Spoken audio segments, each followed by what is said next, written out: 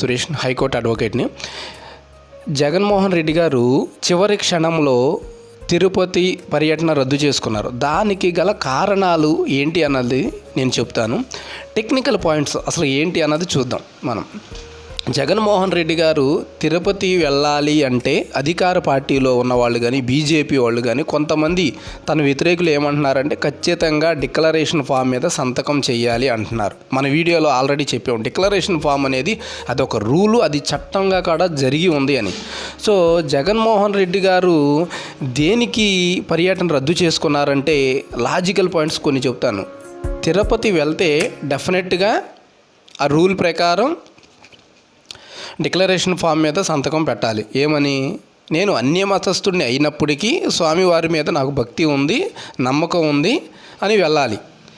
ఒకవేళ పెడితే ఒకటి, పెట్టకపోతే ఒకటి. చూడండి, పెడితేనేమో తను ఎవరైతే ఉన్నారో క్రిస్టియన్స్ మతస్థులు ఎవరైతే ఉన్నారో వాళ్ళల్లో వ్యతిరేకత వస్తుంది. పెట్టకపోతేనేమో హిందూ మతంలో ఉన్న వాళ్ళు వ్యతిరేకత అవుతారు అన్న ఉద్దేశంతో కావాలని లాజిక్గా చివరి నిమిషంలో రద్దు చేసుకోవడం జరిగింది. సో ఇదంతా ఓకే. ఏమంటున్నారు విలేకరుల సమావేశంలో ఏమంటున్నారు చూడండి. విలేకరుల సమావేశంలో కూడా అసలు తెలిసో తెలియక మాట్లాడుతున్నారో నాకైతే అర్థం కావట్లేదు. అసలు చిన్న లాజిక్ మిస్ అవుతున్నారు. మొన్న కూడా కొడాలి నాని గారు ఏమంటున్నారు, మేము 18 ట్యాంకర్ లారీలను కల్తీ నెయ్యి ఉందని తిరిగి పంపించేసేమంటారు.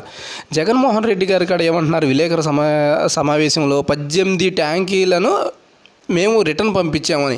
అసలుకి 18 సార్లు మేము రిటర్న్ పంపించాము అంటున్నారు. 18 సార్లు పంపిస్తుంటే ఫస్ట్ సారే అది కల్తీ నెయ్యి అని తెలిసినప్పుడు లీగల్గా చట్టపరంగా వాళ్ళ మీద ఎందుకు క్రిమినల్ కేసులు పెట్టలేదు? ఒకటి.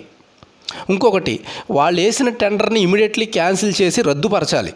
అయ్యా మీరు ఫస్ట్ సారి వచ్చినప్పుడే 18 సార్లు మేము రిటర్న్ పంపించామని గొప్పగా చెబుతున్నారు. అసలుకి అది చెప్పడం కూడా చాలా కరెక్ట్ కాదు. అసలుకి టెక్నికల్గా పాయింట్స్ ఇదొకటి. కల్తీ నెయ్యి జరిగింది అనడానికి ప్రజల్లో ఇదొక మెయిన్ పాయింట్.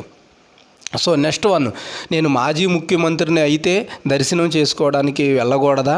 నేను మాజీ ముఖ్యమంత్రిని అయి ఉన్నాను, పోలీసులు కావాలని యాక్షన్ తీసుకుంటున్నారు, నన్ను రావద్దు అంటున్నారు. రావద్దు అని ఎవ్వరూ అనలా, నువ్వు రా. కానీ రూల్స్ ప్రకారం తిరుమల తిరుపతి దేవస్థానంలో ఎప్పటి నుంచో రూల్గా ఉన్న చట్టపరంగా ఉన్న దాన్ని నువ్వు గౌరవించి సంతకం పెట్టినట్లయితే పెట్టు అని అంటున్నారు. సో ఇది దాని ప్రకారం ఇలా విశ్లేషణ చేద్దాం. మరిన్ని వీడియోల కోసం like and subscribe. Thank you so much.